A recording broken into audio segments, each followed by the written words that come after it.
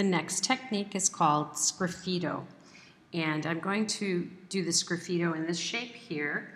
I've already applied a flat wash of yellow-green color, and now I'm going to take a contrasting color of craypas, and I'm using something that's in my color scheme, a red-orange, and I'm going to cover the whole surface of this shape.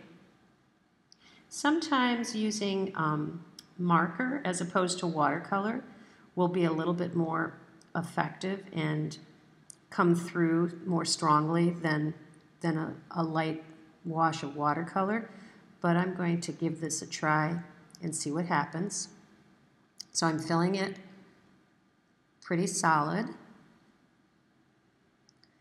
and what I will then do is very carefully use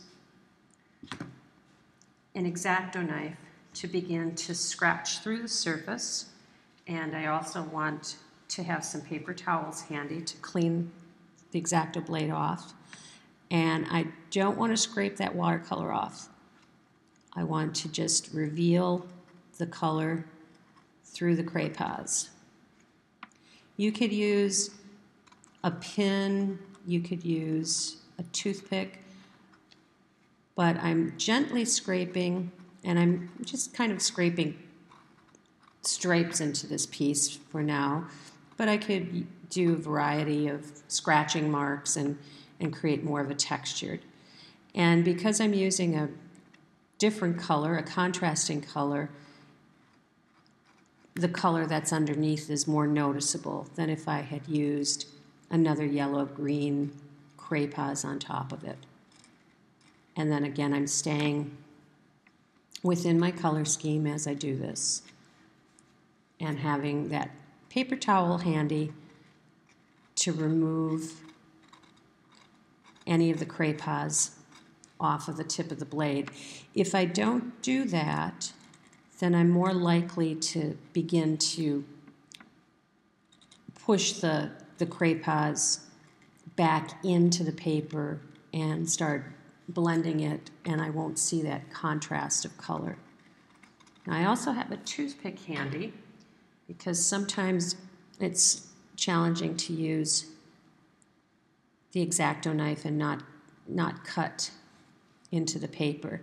So if you're a little on the heavy-handed side, you might try something more gentle like a toothpick.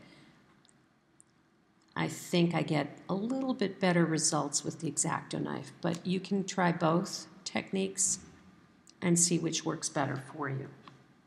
The X-Acto knife seems to scrape off the craypas a little bit more cleanly than the toothpick does. The toothpick seems to push the craypas back into the paper.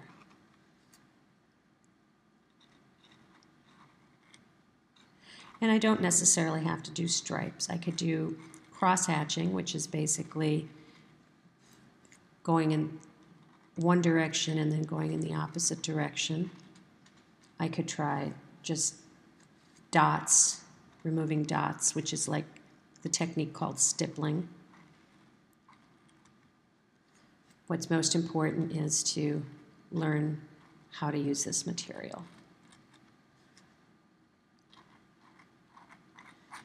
And that is the Sgraffito technique on this piece. And here's another, let's see if I can get that to see that. This is the Sgraffito technique as well, with green underneath and a black craypas on top, and then scratching through the surface to reveal the color underneath. So that is Sgraffito.